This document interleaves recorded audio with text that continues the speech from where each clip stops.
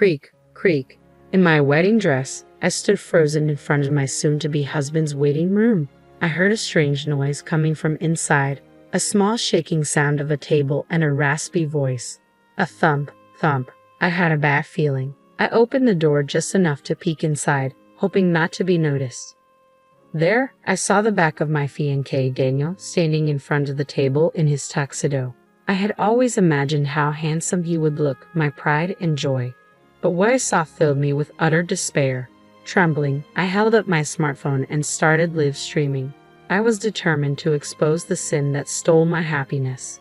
They would pay for their betrayal, and I would ensure I got my revenge. Let's rewind a bit. After graduating from university, I started working as a spatial designer.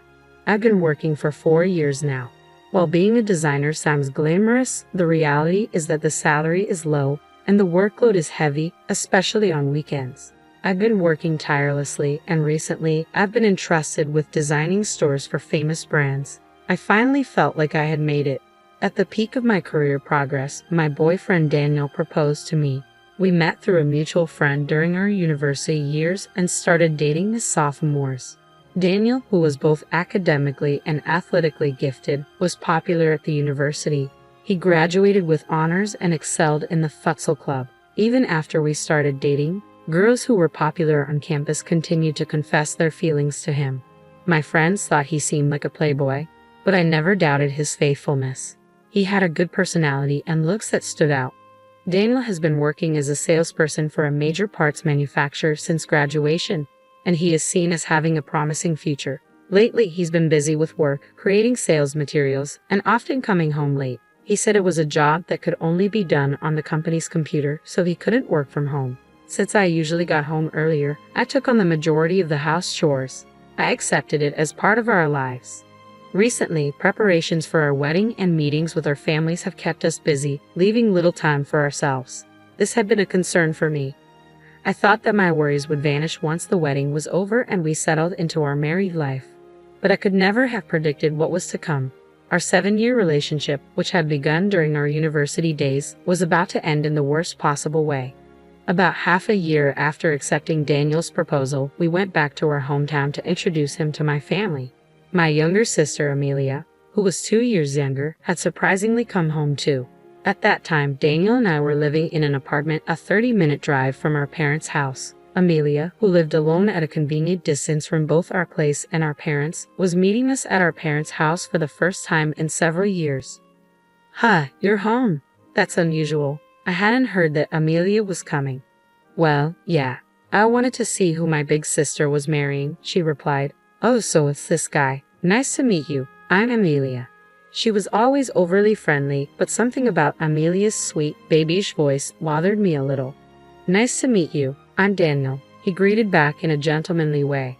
The way Amelia grinned at that moment made a strange discomfort grow inside me, but I didn't think much of it, as Daniel didn't seem to react unusually. My sister Amelia and I are polar opposites. Amelia, who is good at winning people's hearts, always gets what she wants. She's not exactly a beauty, but her charming smile captures people's hearts. Despite attending a high school with strict rules, she was never disciplined for things like dyeing her hair or shortening her skirt. I know she received more allowance from our parents than I did, being the older one. From the day she was born, she seemed to know what to say to please others and act in a way that made her liked by everyone. On the other hand, our parents often told me that I was too serious and that I should be more like Amelia. Amelia currently works as a salesperson for a mobile phone company and has been there for 2 years. Apparently, she's consistently among the top 10 salespeople nationwide. My sister and I have completely opposite personalities. While we haven't fought since we grew older, we haven't been particularly close either. There were times I wished I could be more like Amelia, who knows how to navigate the world effortlessly.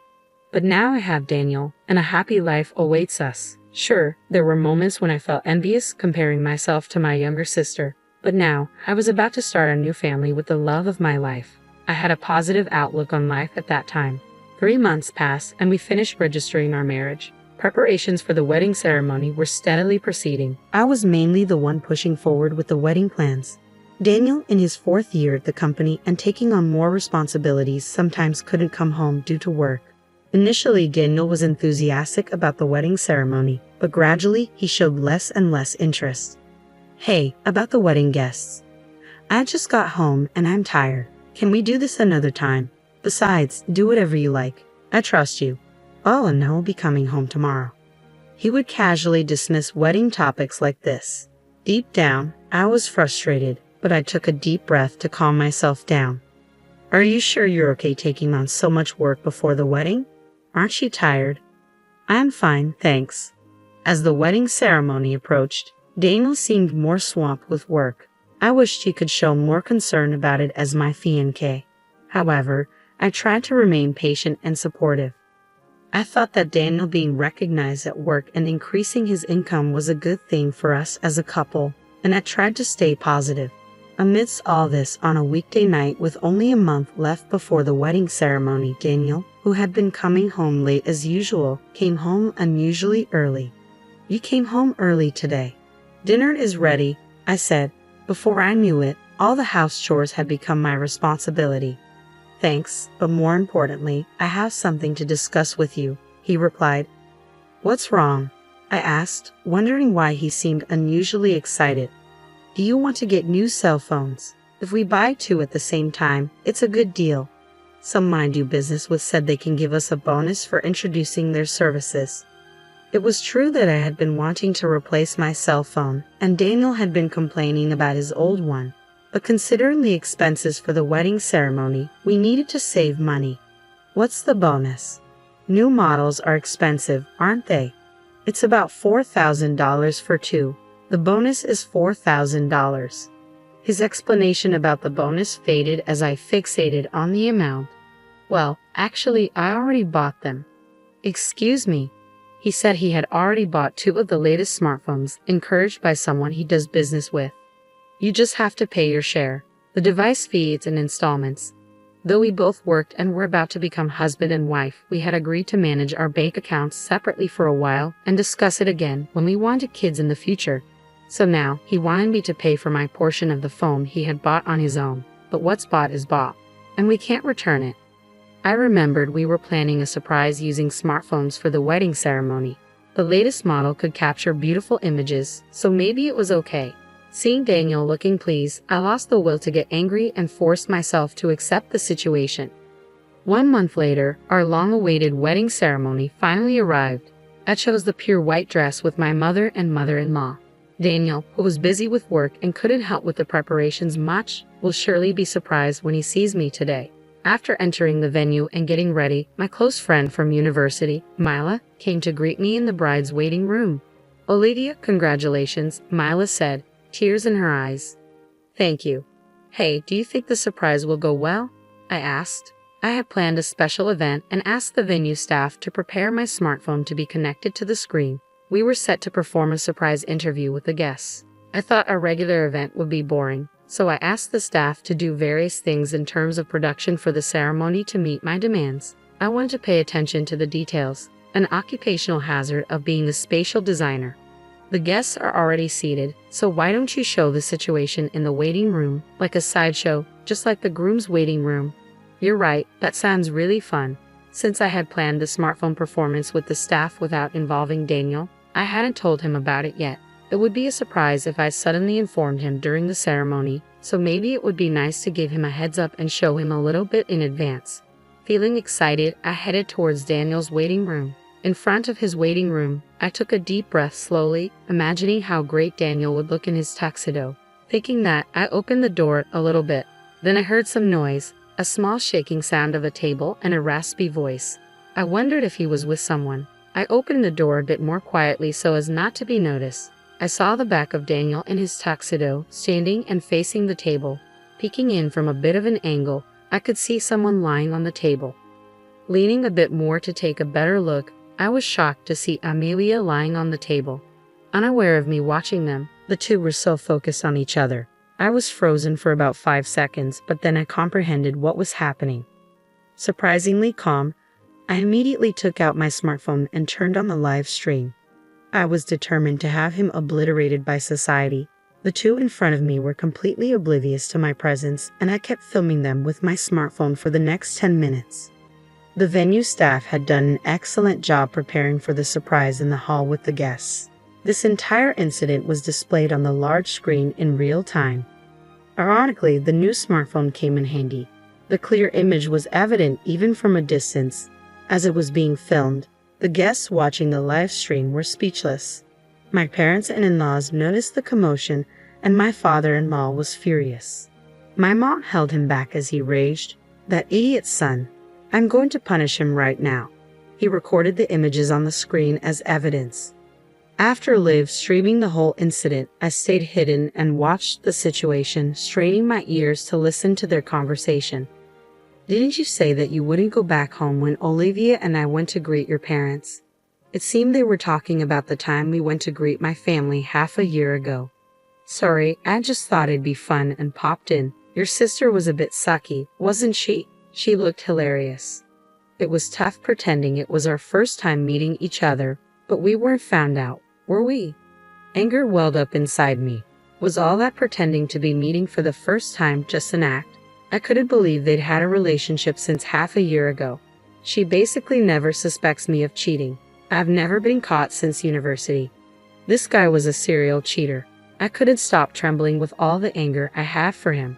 I momentarily became dazed with shame and emptiness, realizing I had never doubted his fidelity once in the 7 years we'd been together since our sophomore year in university. As the two adjusted their clothing and started heading in my direction as if nothing had happened, panic set in. I needed to avoid being discovered. I stepped away from the door and quickly headed for the family waiting room. Inside, both my parents and my in-laws were there, all seemingly at a loss for words. My mother was sobbing uncontrollably, unable to accept my sister's betrayal. Although I should have been the one crying, oddly enough, I didn't shed a tear and just stood there silently. Then, unaware of anything that had transpired, Daniel and Amelia entered the room. "Dad, how do I look in my tuxedo?" Daniel asked, exemplifying the phrase, "ignorance is bliss." My father-in-law trembled with anger. "Ha! What's with you all?" Daniel asked, confused. "How dare you?" my father-in-law shouted, barely restrained by my mother-in-law and my dad, who looked ready to punch him.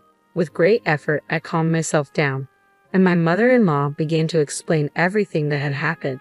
As she spoke, Daniel and Amelia's faces turned as pale as ghosts. "Oh hell, this is... explain everything right here, right now," Daniel stammered. Apparently, they had met through work about 3 months after Daniel's proposal. Daniel, who works at a parts manufacturer, met Amelia, who works at a mobile phone company, at a social gathering between the two companies.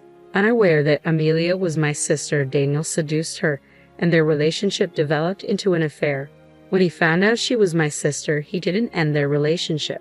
It turned out that Daniel had been having regular affairs since his university years. To have not noticed and married him filled me with an indescribable mix of emotions. I was ashamed of how insensitive and unaware I had been. "Oh, I want to marry you, Olivia. I guess you could call this me being too young and not thinking about the consequences at all. I couldn't help but cheat. I'm really sorry, but I swear I'll turn over a new leaf and be devoted to you from now on." Even if he apologized, it was too late now. I had already decided to divorce him. I had nothing to say to this utterly irrational and foolish man. But let me just say this. When you apologize, you should say, "I'm truly sorry," right? Why don't you just start over as a grown-up? "Oh, I'm truly sorry," he stammered.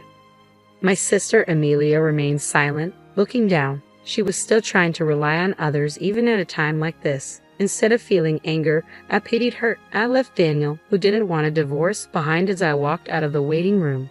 I hated my serious personality even at a time like this, but now handling the guests was my top priority. I headed straight to the venue and went around apologizing to the wedding staff and guests. All the guests looked at me with sympathetic eyes. Daniel's associates, friends, and colleagues said, "We will make him take responsibility." At that moment, my feelings of disappointment were stronger than my anger. However, there were people whose expressions couldn't hide their outrage, as if it were their own matter. Above all, it was clear that the two had lost their social status, credibility, and all the relationships they had built with so many people. 1 week after the nightmare wedding, Daniel lost his position at work and had to resign. Several of our mutual friends from university were also invited, but all of them said they had cut ties with him. Amelia was also fired because Daniel's workplace contacted hers about their affair. They were disowned by their parents who had loved them so much. I claimed damages from the two of them and filed for divorce. 2 months had passed since the wedding, and just when I started to think, was that incident really a dream? I received a call from the venue. To my surprise, they invited me to work as a wedding designer. Apparently, they appreciated my abilities as a designer in the planning and production of this wedding. For someone seriously considering career advancement after the wedding was canceled, it was a dream come true. I accepted the offer without any hesitation. Now, I'm a wedding designer and have become somewhat known in the industry. I work hard every day to make other people's weddings happy, even though it's ironic that I've had a terrible wedding experience. By the way, I put the smartphone up for sale on an online marketplace right after the divorce. I guess Daniel had bought the 2 phones for my sister at that time. Since it was a new model that had just been released, I was able to sell it for the same price as if it were new. With the payment for damages I received from Daniel and Amelia, along with this money, I'm planning a very nice, luxurious solo trip.